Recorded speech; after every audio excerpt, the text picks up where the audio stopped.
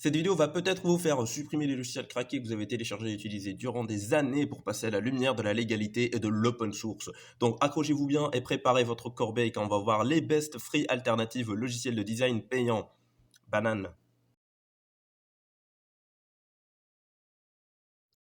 Pour commencer, on va voir les logiciels dits standards que tout graphiste se doit d'avoir et de maîtriser l'édition de photos et la création d'illustrations. Et pour cela, rien de mieux dans l'univers de l'open source que GIMP et Inkscape. GIMP, c'est pas mal connu dans le domaine, ça permet déjà de faire la plupart des manipulations qu'on en a sur PS, et ça reste très clair, ça peut s'avérer dur au début, mais avec un peu de pratique, on arrive à la prendre en main assez vite. Inkscape, pour le coup, j'ai commencé à l'utiliser de cela 2 semaines, et si je dois donner mon ressenti, ça passe. En général, ça passe. Bon, j'avoue que j'ai pas eu une bonne expérience avec ce logiciel, et même qu'à certains moments, il commençait à m'énerver avec ses différents bugs et crash. Mais pour se faire pardonner, il y a pas mal de choses à savoir sur ce logiciel. Tout d'abord, il est toujours en bêta. Sa version 1.1 est toujours en bêta, donc ça excuse pas mal le manque de maniabilité et les quelques crashs que j'ai rencontrés. Je peux dire aussi que ce soft est très bien, il a de l'avenir, et je me suis aussi forcé à l'utiliser pour mes devoirs d'art graphique. Avec le temps, ça va, c'est même un bon logiciel si on compare au reste des logiciels free qui existent. Il lui manque pas mal de fonctionnalités et d'options, mais pour commencer, c'est très bien. Il y a aussi d'autres softs pour la création d'illustrations vectorielles que j'ai utilisées, mais ils ne sont pas aussi complets que Inkscape, alors qu'il est toujours en phase de bêta. Alors ça lui donne un gros avantage. Pour le montage, il y a DaVinci Resolve 16. C'est parfait. Ouais. Non mais sérieux, il ressemble pas mal à Premiere Pro avec un système de modules, et je le trouve comme la plupart des logiciels de montage payants qui existent. C'est-à-dire qu'on peut faire du montage, des cuts, des transitions, du montage audio, du montage vidéo, rajouter des effets stylés et bien plus encore. Et sa prise en main est très simple. Il suffit juste que vous ayez déjà touché, un peu tâté à la petite patte de Premiere Pro ou bien d'autres logiciels de montage comme Sony Vegas. Et sinon, vous pouvez très bien regarder une vidéo complète dessus, parce que les vidéos sur ce logiciel, ça ne manque pas. Il y a beaucoup de logiciels qui vous permettent de voir comment faire des intros, comment faire des transitions, comment faire plein de choses.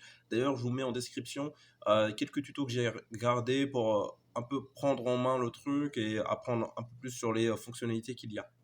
Et si on passait à la 3D, rien de mieux niveau 3D en open source que l'unique, le fameux, le Honest. Je sais pas ce que ça veut dire. Blender. Et oui, ce titre doré avec cette voix subliminale veut dire que j'ai eu une super expérience avec Blender. À la base, j'avais commencé à utiliser Blender car j'avais besoin d'animation pour des modèles dans lesquels j'en avais besoin pour les importer dans mon moteur de jeu. À la base, je voulais des animations pour les utiliser dans Godot Engine. On va parler juste après. Et en gros, je pouvais pas faire les animations sur Cinema 4D parce que j'avais beaucoup de bugs et c'était vraiment relou. Je comprenais rien au rigging, au vertex map, tous ces trucs chelous là. J'y comprenais que dalle. Du coup, je me suis penché beaucoup plus sur Blender et du coup, j'ai regardé que c'était vraiment simple. J'ai essayé d'animer des trucs de base comme ça.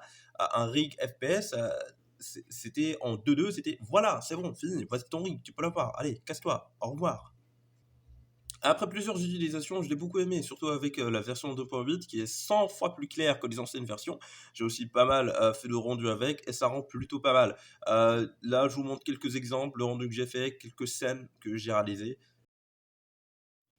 Et dans le développement de jeux vidéo, j'ai nommé l'open source Godot Engine. Moi, personnellement, qui est une patate en codage, j'ai pas eu de mal avec ce software. J'ai eu beaucoup de plaisir à créer des petits jeux débiles sans intérêt ou de tester des mécaniques sur Godot Engine.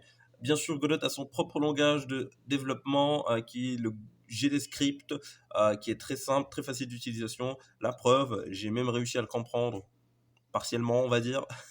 Mais on peut aussi coder avec du C# et il a des propriétés bien à lui, comme les signals qui sont super faciles d'utilisation. Non mais sérieux, tout ça dans une cinquantaine de mégas, quoi. Quoi de mieux, j'ai envie de vous dire. Bref, Godot Engine, c'est à tester. En vrai, il n'est pas obligatoire de claquer un SMIC pour commencer dans l'industrie graphique. Je vous conseille ces logiciels dont on a parlé ici. Ils sont pas aussi complets que des logiciels qui coûtent 5000 balles, mais ça reste de très bons logiciels pour des open source. Ils sont totalement gratuits, ils sont à votre service. Bref, je vous dis à la prochaine et n'hésitez pas à commenter, à like. Non mais sérieux, vous avez cru que j'allais faire ce genre d'outro là? Non mais vous me prenez pour qui là? Oh, allez, à plus. Banane.